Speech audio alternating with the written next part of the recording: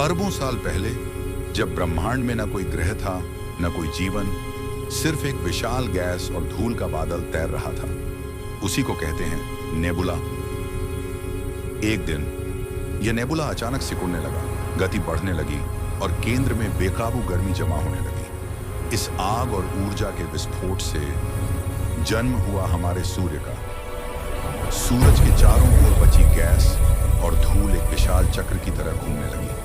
टकराहटों और टूटे हुए पत्थरों से धीरे धीरे ग्रह बनने लगे और इन्हीं टकरावों से आखिरकार बना एक पिघला हुआ लाल गोला, हमारी पृथ्वी। उस समय धरती पर लावा ही लावा था। ज्वालामुखी फट रहे थे, धुआं फैल रहा था, वातावरण में जहरीली गैसें थीं, जीवन की कोई संभावना नहीं। लेकिन समय ने करवट ली। पृथ्वी धीरे धीरे ठंडी हुई। हजारों वर्षों तक लगातार बारिश होती रही और आखिरकार पानी इकट्ठा होकर महासागर बन गए। इन्हीं महासागरों के अंधेरे में रसायनों का अद्भुत मेल हुआ। बिजली की चमक, गर्मी और महासागर का जल मिलकर बना पहला जीवित कण, एक छोटा सा कोशिकानुमा जीवन, जिसे वैज्ञानिकों ने लुका का नाम दिया है, जो आंखों से दिखाई भी नहीं देता था, लेकिन उसी ने लिखा जीवन का पहला अध्याय। समय बीतता गया, ये छोटे जीव बढ़ते गए, बदले, विकसित हुए और धीरे धीरे बदल गए और धीरे धीरे पूरी पृथ्वी हरियाली से भरने लगी। इन्हीं पौधों से ऊर्जा मिलने पर जीव जंतु विकसित होने लगे।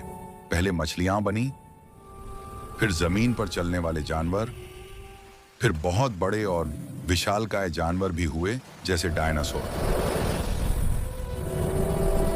और अंत में बंदर जैसी प्रजातियां विकसित हुईं। इन्हीं से आगे चलकर इंसान का विकास हुआ। इंसान ने सीधा चलना सीखा, पत्थर के औजार बनाए। धीरे धीरे खाने की तलाश में मनुष्य पृथ्वी के चारों तरफ फैलने लगा। आग का उपयोग करना सीखा और अपनी बुद्धि का प्रयोग बढ़ाने लगा। वक्त के साथ साथ मनुष्य विकसित होता चला गया और आज हम इस पृथ्वी की सबसे विकसित प्रजाति बन चुके हैं। दोस्तों, पृथ्वी का विकास एक ऐसी अनंत यात्रा है जो आज भी जारी है।